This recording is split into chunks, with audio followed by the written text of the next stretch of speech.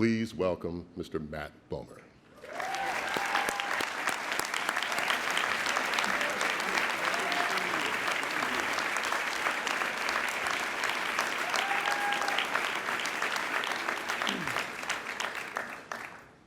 Every culture has a word for it. Every language, every country. Here in the United States, we have quite a few. Gay, queer, fag. Where I'm from, it's mahu. It's what they called me growing up on Oahu, Hawaii. Some used it lovingly, others not so lovingly. I was born to an Irish Hawaiian mother and Italian father on June 10th, 1934, which makes me a Gemini. We're bitches, but good ones. Good ones. I'm the third of 3 boys and one of 2 gay sons. I always knew I was gay, and so did my family. My parents always supported me. No one seemed to care much. I was lucky that way. My older brothers always defended me to their friends. Those kids never wanted to fuck with me anyway. I was big and strong. They knew I'd knock them on their ass. I was good-looking, athletic. I went to the Olympic trials for swimming. The girls liked that. Oh, I've been with women in high school. They were interested, and honey, I was still a teenage boy after all.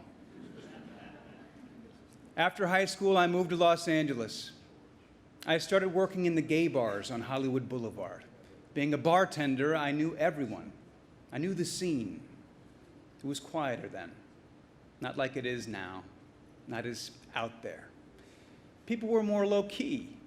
You could come into one of these bars, sit down, and not know where you were. But after you sat a while, well, it became pretty clear. I moved through a few of the bars. There was Mickey's. The owner was an old drunk. His sons ran the bar, both gay. They spent all their time fighting over who was more elegant. The father would be so out of it by the end of the night, he'd put the money in the refrigerator and the rolls of quarters in the oven instead of the safe. There were a lot of characters on the scene in those days. There were the ones with wives and children. There were the ones who found religion. And by religion, I mean a spot in the bishop's bed. I never judged. Everyone had their kinky moments. The actors who came into the bar you never mentioned by name. There was the travel agent who used his job to take his tricks all over the world. That was my world. And I saw it all happen from behind the bar. The gay bars were dangerous in those days.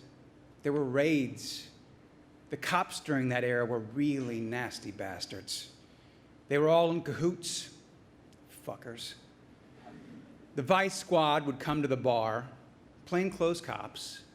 They were beautiful, handsome men. They would go into the John, drop their pants, and see who would take the bait. And if you did, they'd haul your ass off to jail. We all used the same lawyer, the one with the big hats and the glass eye. Slip him some cash in a brown paper envelope, and he'd bail you out of jail or get you out of a DUI. He always told us to plead guilty. It was simpler, safer that way. No point in fighting it. It's like killing a cockroach, he'd say. You kill one, a bunch more come. I've been through a lot of shit. I've seen it all. But that's life. And then there was Ben. I was the bartender at the House of Ivy on Hollywood Boulevard. He walked in one night and sat at the bar. The night turned to morning. We were getting ready to close up. He was still there.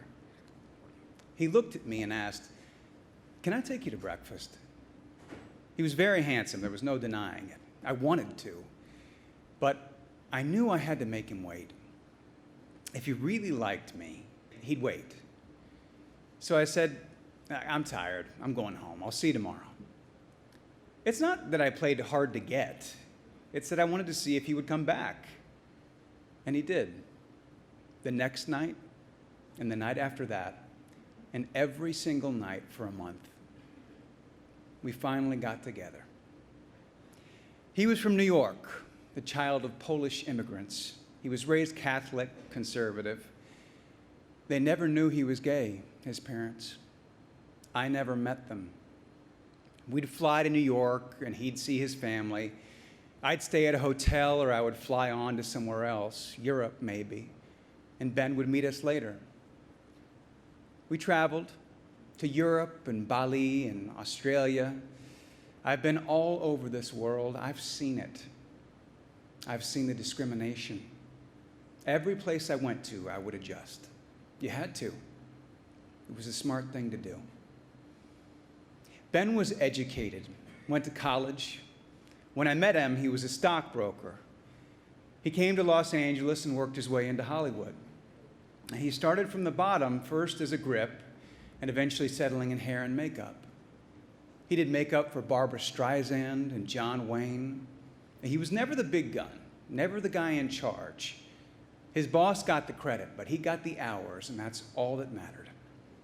He didn't care. Ben didn't want to stand in the limelight. I'm going to be honest with you. I couldn't give a fuck about Hollywood. I was never interested in the industry and what was going on in it. I had seen it all in the bar anyway. I had a lot of friends who were going with people in the industry. They'd come into the bar or cruise Fountain Avenue. Let me tell you something, honey. This whole industry, from makeup to scenic, faggots in every department. But in the old days, they were all so closeted. They were so afraid to let someone know they were gay in the industry. They didn't want to be associated with homosexuals. Ben was no different. He stayed in the closet at work. He would come home and tell me about some party he was invited to, some event at the academy. He'd ask me if I wanted to go. I'd tell him, no, I can't be bothered. But the truth was, I wasn't going to be the bitch in the closet. I wasn't going to sit at that table and pretend I was his friend. He didn't want to be seen with anyone who was loud. And well, I was loud. I didn't give a shit. If someone says something to me I don't like, I'm going to be polite and nice and tell them to go fuck themselves. I mean, I'd do it in a dignified way, but I'd still tell them to fuck themselves. That's just me. Later came AIDS. I knew a lot of sisters who caught it. My own brother was one of them. I'd go see him at Cedars. They had a whole floor for them. It was early then. They still didn't know what it was. They were treating him with chemo and radiation. He was just skin and bones, barely there. One day, he soiled himself. That's pretty common with this disease. The nurse didn't come clean him for an hour. He rang the bell 50 times before they came to help. The world had changed so much, but a lot of the attitudes hadn't. My brother died not long after. We lost a lot of people during that time, but I still had Ben. I always had Ben. It was me and him for over 50 years. We moved into the little house on Fountain Avenue and stayed there for 40 years. We had a car. Ben always drove. I was a terrible driver. I was always crashing. It was better to let Ben take the wheel. It was a good life. Sure, we argued just like any couple, but I learned that whatever the argument, you have to turn the page. Forget and forgive and go on living. You just love one another. Then Ben got sick. Leukemia. For the last 4 years of his life. We sold the car. He was just too sick to drive. There was no use for it. Eventually, he had to leave the little house on Fountain Avenue and move into the hospital. I stayed there every night in his room. He told the doctors I was his half-brother. He was still afraid of what they think of him. Even though the world was different, it was hard for him to forget about all those years before. One day, he'd said to me, "George, you have to marry me because you won't get any of this." I looked at him and said, "You fucker. You should have thought of this a long time ago. And I think that's the first time it hit me. The first time I thought, what am I going to do? Ben had always taken care of everything. He was the business mind in the relationship. I didn't even know how to write a check. We married, and a month later, Ben died. That was a hard time. I had lost the person I had spent over half my life with. Ben's pension stopped, then his union benefits. They said they couldn't recognize our marriage. We were married a month. They only recognized marriages after 2 years. At that point, gay marriage hadn't even been legal in California for 2 years. Our 50 years together didn't matter if we didn't have a piece of paper to prove it. I think about now what we could have done differently. Why we didn't register for a domestic partnership. Maybe it was because I was ignorant. Maybe it was because he was in denial. Maybe we both were. Maybe it was because we never thought marriage was possible for people like us. Our whole lives we were discriminated against for being unconventional. Now we were facing discrimination for not choosing the most conventional thing there is, marriage. Go figure. But maybe when you're building a life with someone, when you're falling in love, you're not thinking about everything being taken away, about what would happen when he's gone. I never thought that after 5 decades with someone, I'd have to prove the legitimacy of our relationship. I keep Ben's ashes in a small box. The box is decorated with shells. That's a little nod to my Hawaiian roots. The box sits in the living room we shared for over 40 years. We talk every day. If he gets nasty, I tell him to be careful or I'll flush him down the toilet. I usually quiet him down. I'll keep him there until I'm gone. Then we can be buried together. Just us two mahoos for another 50 years and beyond.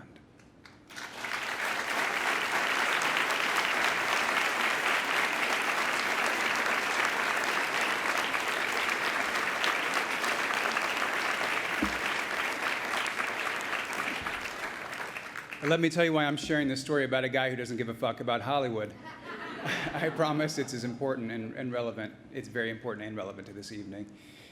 George's husband, Ben, worked in the industry for most of his adult life. He was a member of multiple unions, and he was receiving a pension before his death. Those union benefits were sustaining his life with George. But after Ben's death, George stopped receiving those benefits. George thought he was out of options until a friend told him to contact MPTF. And even though the pension plan rules are not able to, MPTF is able to recognize George and Ben's marriage. Their 50 years of love and commitment.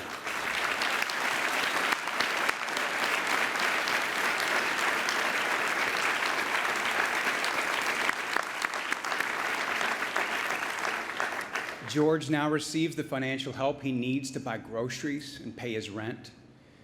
George has also been assigned a social worker. She helps him communicate his needs to MPTF, but more importantly, she provides him with emotional support. Sometimes it's just by talking to him on the phone. Other times she'll drop in for a visit. They'll walk to the local farmer's market or just sit in his living room and talk about Ben, about the neighborhood and how it's changed. As George would tell you, he doesn't take more than he needs.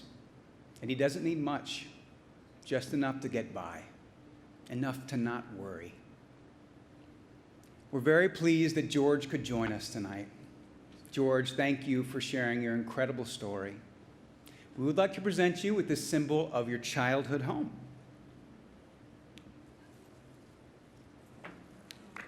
I am not from Hawaii, but I'll do the best I can.